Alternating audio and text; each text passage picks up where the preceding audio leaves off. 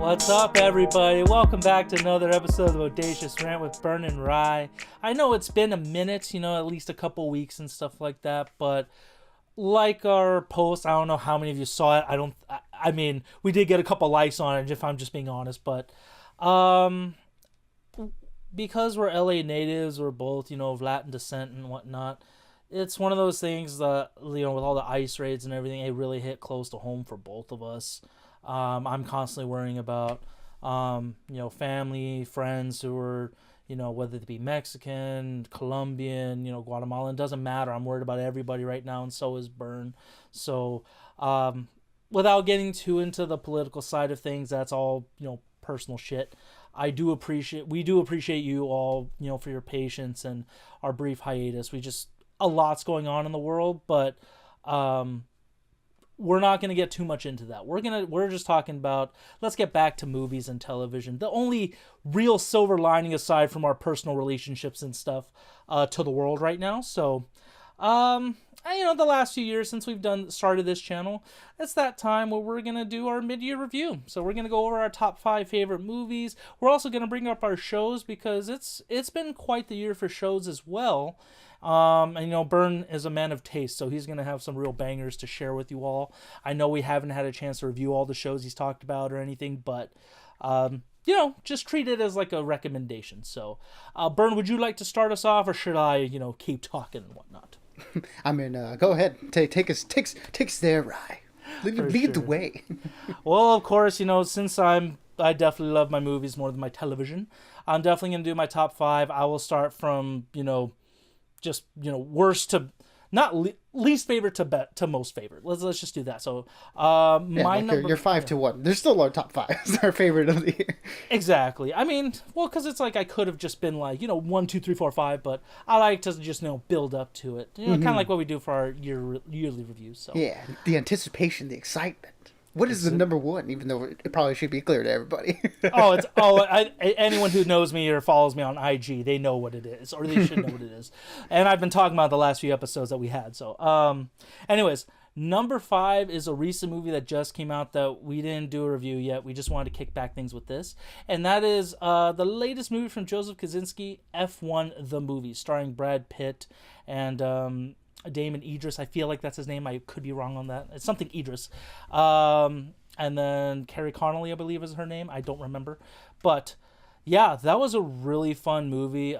Joseph Kosinski is really, after Top Gun Maverick 3 years ago, this is his follow-up. And while it is essentially Top Gun with racing, it still hits. It's still such a great movie to watch, especially in IMAX. So I highly recommend that one. My number 4 is a movie I didn't know how I was going to respond to it. Again, we didn't get a chance to review it, but it is the latest movie in the Predator franchise, which is Predator Killer of Killers, which came out on Hulu a few weeks ago. And man, that movie is such a banger. The animation, the stories, the voice acting. I can't wait to see Predator Badlands later this year because of it. Highly recommend that. Even if you're, if you're a fan of the Predator franchise, you should like it. But for those who maybe aren't super into it, it's still a fun movie to watch. So, I really like that one. Number 3 is A24's Warfare, starring Will Poulter.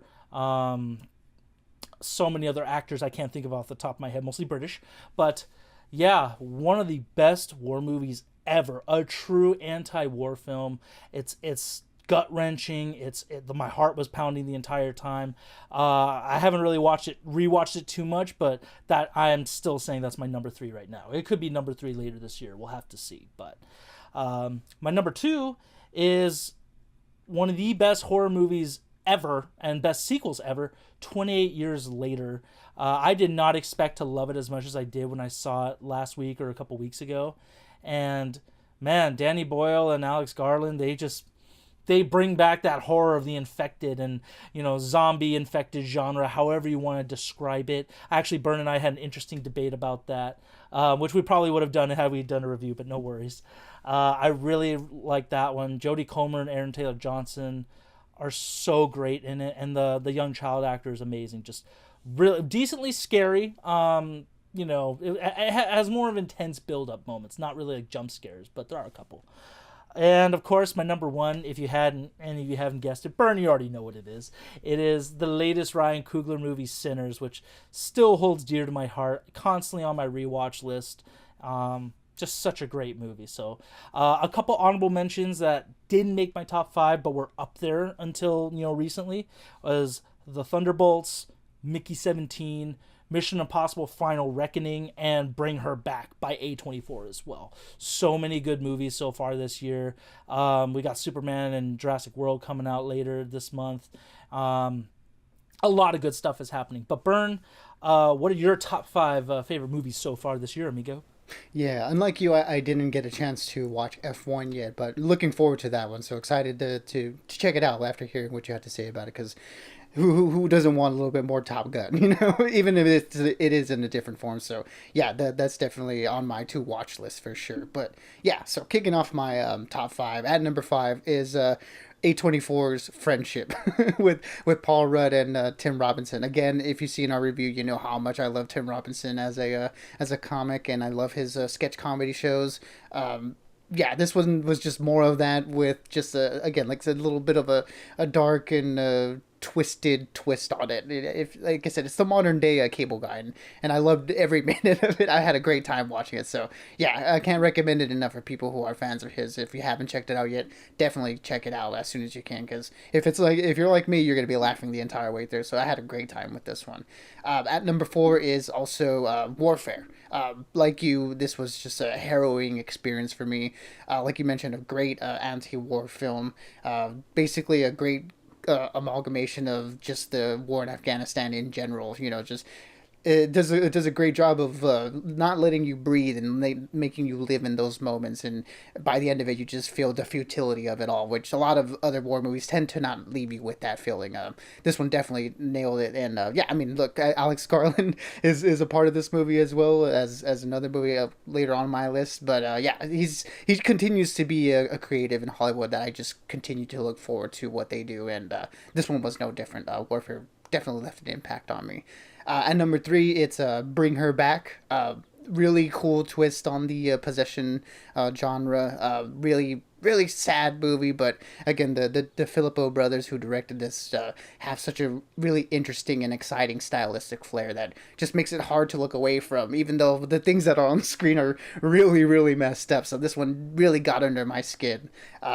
Really, really effective. So yeah, if you haven't checked it out, and you're looking for a not so good time, definitely watch this movie, because yeah, it'll leave you a little bit haunted afterwards, and that's what you want from an effective horror movie.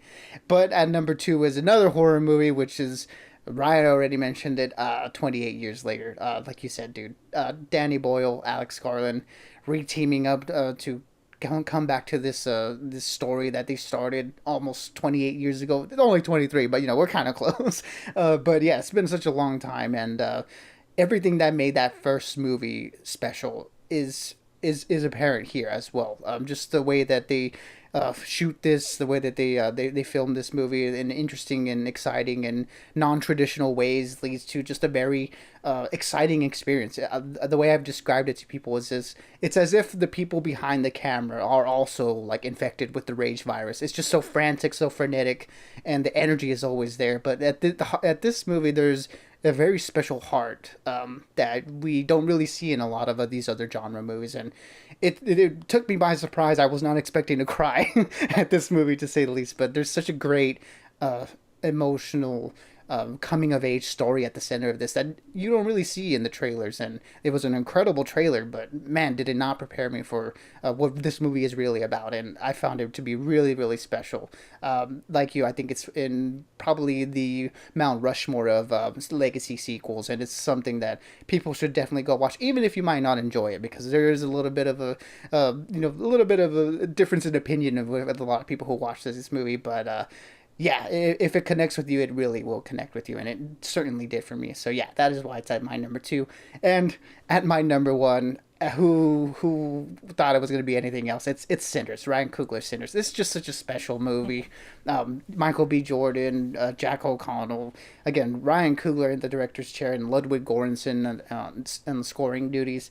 just it's one of those like lightning in a bottle moments, and coming into the movie not really knowing what to expect, if it was going to be good or not. I've been walking out of it thinking that was kind of like a generational movie. It's truly special, and we got to see it again when they did that IMAX re-release, and that it just furthered the point of just how really good this movie is at its core, and it seems to have connected with a lot of audiences, and you see why. It's just a really really well put together movie with a lot of heart and a lot of depth, and yeah, it's again another a fun twist on a genre movie, and elevates it with a lot of other elements that only a creative with a clear vision can do, and it makes for a special blockbuster filmmaking, and I'm so glad we got some of that this year, especially with the bit of a drought that we got last year. But this year seems to be off to a really good start, and yeah, those are my top five. Yeah, it's funny. Like I know last year was like the year for horror, and I'm kind of glad the horror genre is coming back, and we're getting both a good mix of like slasher horror, supernatural, and elevated horror with like Bring Her Back 28 years later and Sinners. I would definitely classify those. And now for shows, it's one of those things I haven't really been paying too much attention to it, but same thing. I'm gonna start from the bottom up. My number five shows is Daredevil Born Again. To have essentially Netflix version of Daredevil come back onto having Daredevil come back onto Disney Plus was just great. Him, John Bernthal, Vincent D'Onofrio returning to their key roles that like made Netflix worth it back in those days. Awesome.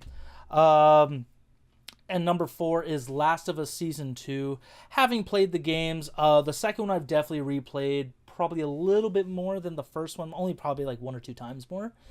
Such a great thing seeing that that season come to life and like bring that part of the game. So I can't wait for season 3 on that. Number 3 was an Apple series I did not expect to love so much, but at the same time, it's about movies. And that's The Studio, starring Seth Rogen, Ike Barinholtz. Oh my god, the mom from Home Alone, Catherine O'Hara. I almost blanked on her. It's just it's such a great show. Like, if you have Apple TV, it's definitely worth the watch. Like, 100% one of the best shows they've done. One of the funniest ones they've done. My number 2 is a show I did not expect to really like that much, or just I didn't know what to expect from it, is really what I was thinking of. And that is Creature Commandos at the beginning of the year. It's one of those shows, like, kind of with movies and stuff, I forgot, like, wow, that I only came out like a few months ago, but so much has happened this year alone. Like, a lot of shit already feels like it's a long time ago. But one of my favorite shows, I watched through that super quick. And number 1 is easily one of the best TV shows like ever, and or season 2. For that to be a finishing season and such a climactic thing that perfectly leads into Rogue One from 2016, just chef's kiss. I loved it. Can't recommend that show. Both seasons, but second season more so enough. So yeah, that's my top 5, Bern. What about you?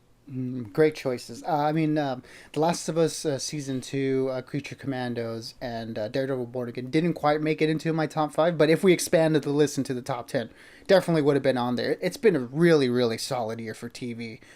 So yeah, I'll just get right into it. At number 5 is Netflix's Adolescence.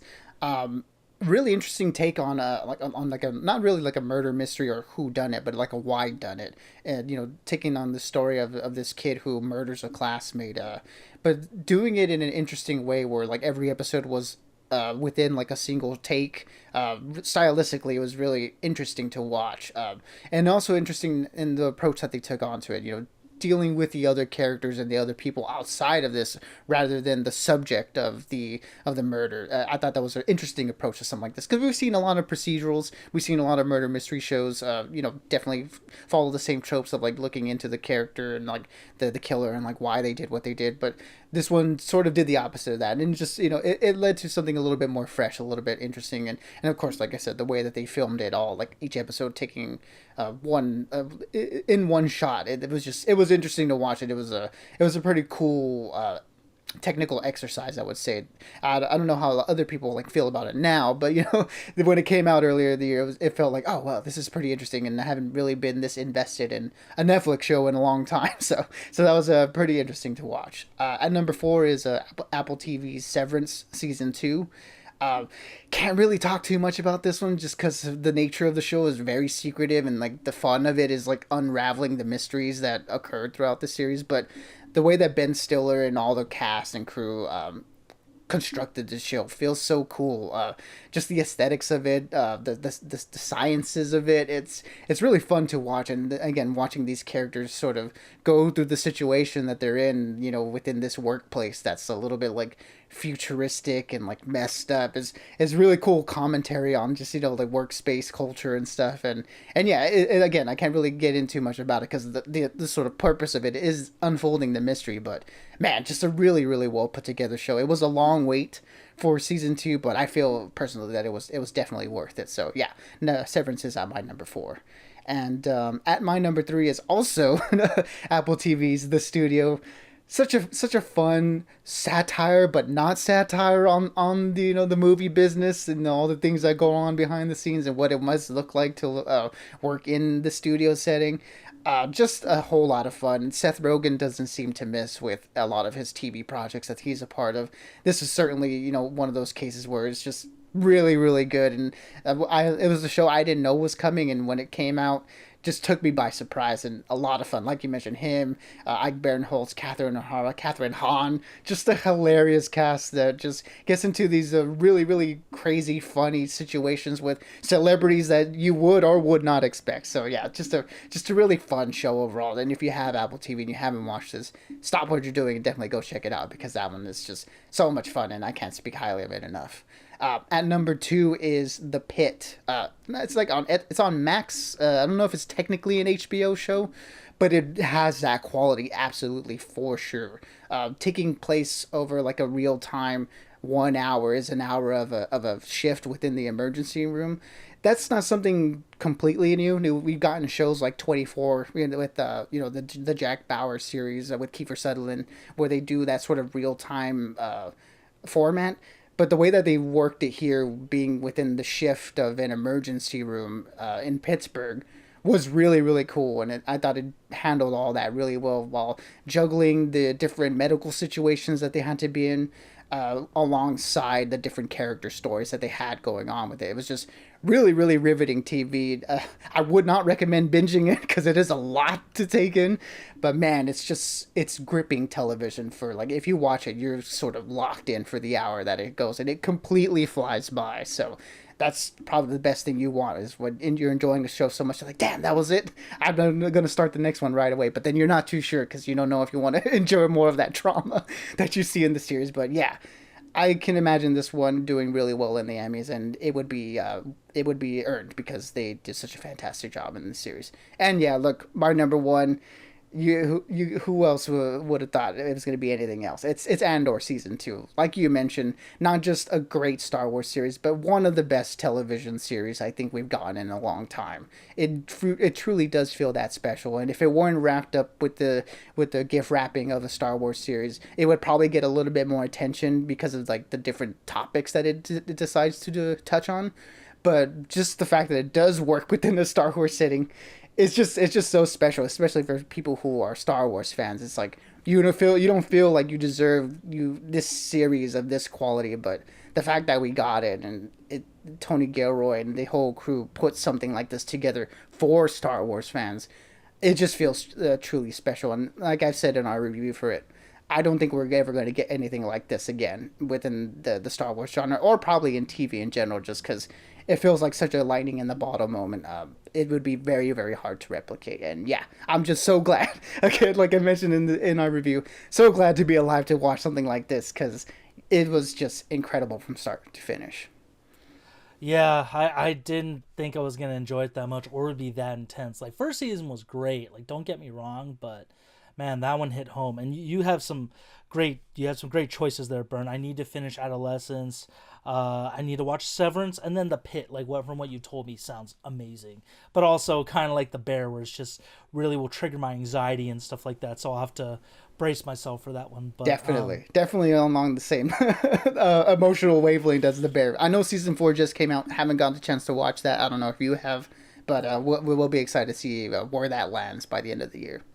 Same. Like we just got hit with Ironheart, which I haven't started yet, and The Bear literally just came out a few days ago, so I haven't watched it yet, but definitely need to carve out some time. So, yeah, like I said, Byrne is a man of exquisite taste, and I'm not too shabby myself, but yeah, for those are our top five so far this year for both shows and movies. We'll definitely check back in December when it's near the end of the year, end of 2025. So yeah, like I said, we're definitely back. We're gonna have some more movies and stuff coming out to review. So we appreciate you all being there and supporting us, and look forward to ranting more for you guys. So as always, stay bodacious and keep on ranting for us. Absolutely, everybody. As always, be good, be safe, and we will catch you all on the next one.